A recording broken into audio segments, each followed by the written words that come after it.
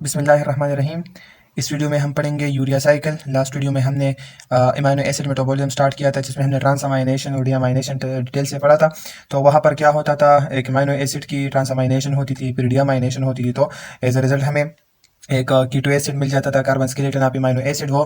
फिर जो है मुख्तलिफ पर्पसेस के लिए यूज़ होता था, जैसे कि एनर्जी जनरेशन, ग्लूकोनियोजेनेसिस वगैरह वगैरह। ठीक है। उसके साथ साथ जो अमोनिया प्रोड्यूस होता था, या तो NH3 के फॉर्म में होता था या NH4। तो अगर NH4 में के फॉर्म में हो, जैसे कि ग्लूटामेट डिहाइड्रोजनेज प्रोड्यूस करता है ग्लूटामेट से, तो फिर तो ठीक है। लेकिन अगर NH3 हो तो उसके साथ फिर साइटोप्लाज्म से एक हाइड्रोजन ऐड हो जाता है, और इसी तरह ये NH4 में कन्वर्ट होता है और एसिडिटी को ये कम करता है। ठीक है, हाइड्रोजन आयन की लॉस की वजह से।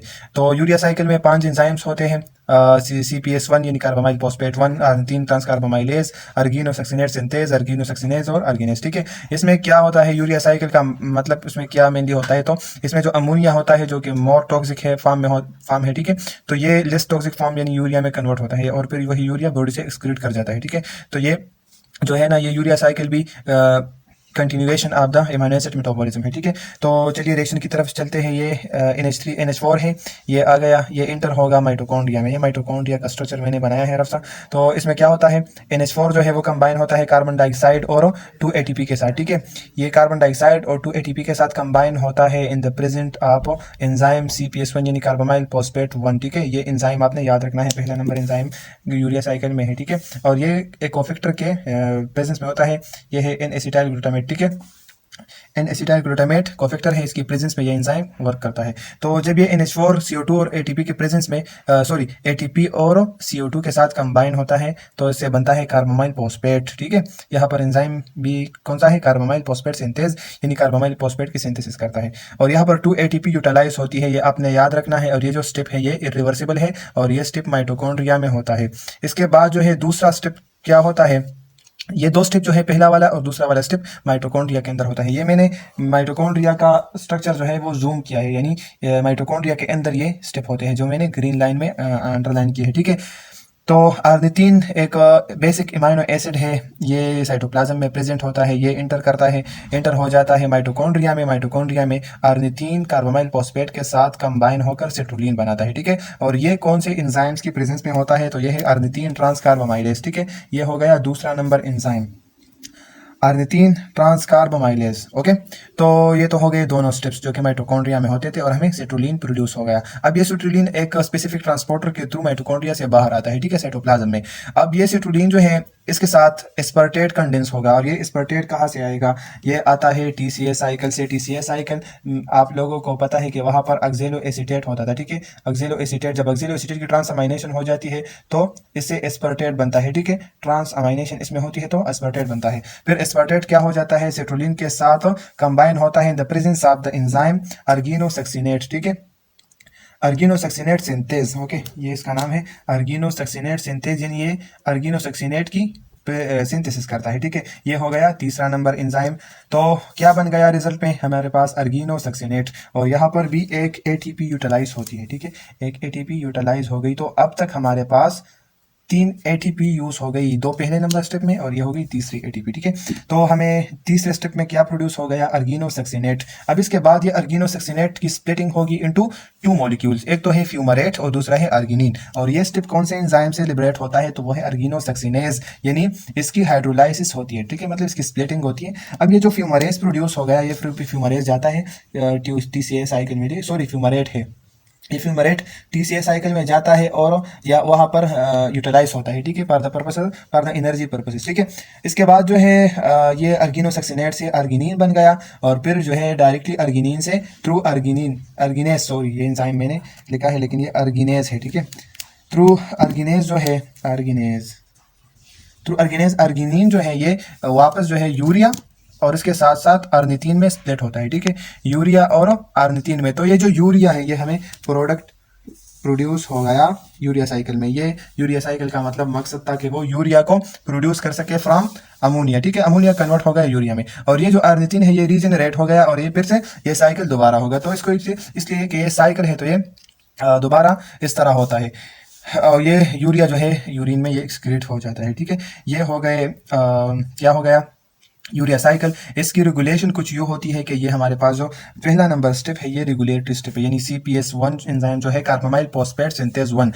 और इसके अलावा एक दूसरा एंजाइम भी है कार्बामाइल फॉस्फेट सिंथेज 2, ये माइटोकॉन्ड्रिया में प्रेजेंट होता है, और जो 2 है वो साइटोप्लाज्म में प्रेजेंट होता है। इसका काम है क्या यूरिया साइकिल में, और जो CPS2 है उसका काम होता है प्यूरिन एंड पायरामिडीन सिंथेसिस में, वो हेल्प करता है।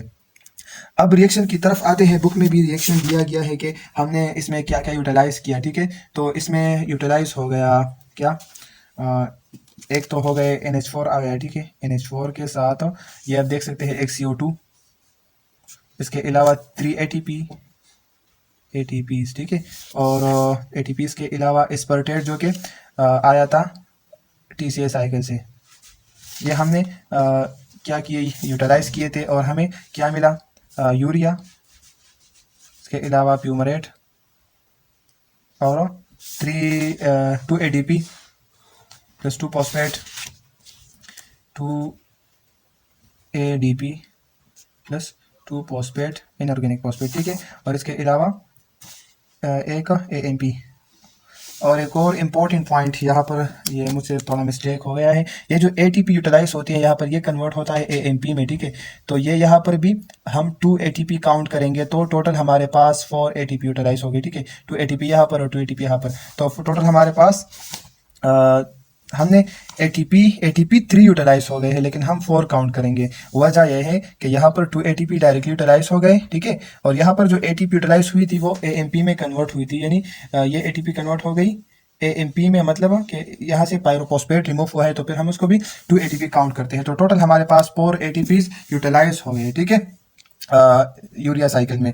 अब इसके बाद जो है रेगुलेशन तो हो गया, रेगुलेशन में पहला स्टेप हो गया कि CPS जो है ये रेगुलेशन में ये है कि जो CPS है, CPS1, ये रेगुलेट होता है N एसिटाइल ग्लूटामेट से, ठीक है, एलोस्टेरिकली एक्टिवेट होता है। अगर N एसिटाइल ग्लूटामेट प्रेजेंट उसकी ज़्यादा हो तो CPS एक्टिवेट होगा, ठीक है। और ये जो N एसिटाइल ग्लूटामेट है ये बनता है एसिटाइल और ग्लूटामेट से, ठीक है। यहाँ पर बुक में लिखा भी है कि ये हमारे पास synthesized from glutamate in acetyl coenzyme A by synthase enzyme and degraded by hydrolase. तो ये N एसिटाइल ग्लूटामेट और एसिटाइल से बनता है, ठीक है। ये तो हो गया। बाकी जो स्टेप्स है ये हमारे पास, यानी अगर दूसरा स्टेप्स है तो सिट्रुलिन से एक्टिवेट या इनहिबिट होगा, अगर सिट्रुलिन ज़्यादा हो तो ये इनहिबिट होगा, अगर कम हो तो ये एक्टिवेट होगा। इसी तरह सारे स्टेप इसी तरह, मतलब रिस्पेक्टिव जो प्रोडक्ट होता है उसका, उससे एक्टिवेट होता है, ठीक है।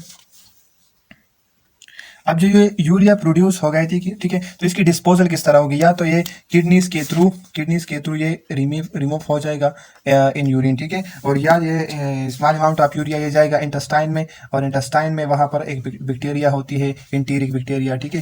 तो वहाँ पर जो बैक्टीरिया होती है उसमें यूरियस पॉजिटिव बैक्टीरिया भी होती है, जो कि यूरिया की स्प्लिटिंग करते हैं into carbon dioxide and NH3 यानी अमोनिया। तो ये क्या करता है, ये या तो फीसिस में रिमूव होता है, या अगर रिमूव नहीं होगा तो ये ब्लड में जाएगा और फिर हाइपर एमोनीमिया काज करेगा, ठीक है। और इसी तरह अगर रीनल फेलियर होगा यानी किडनी फेलियर होगा तो वहाँ पर भी एलिवेटेड अमोनिया लेवल होगा, हाइपर एमोनीमिया काज होगा। अब integration between citric acid cycle and urea cycle, इसमें मतलब क्या क्या इंटरेक्शंस हैं दोनों के दरमियान। तो TCA साइकिल से हमें एस्पर्टेट मिलता है, ठीक है, और इसके अलावा जो फ्यूमरेट है ये जाता है TCA साइकिल में फॉर एनर्जी पर्पसेज, ये फिर यूटिलाइज होता है। और क्या होता है इस एस्पर्टेट का, तो मैंने आपको बता दिया कि सिट्रुलिन के साथ कंबाइन होता है, ये एस्पर्टेट भी TCA साइकिल से आता है।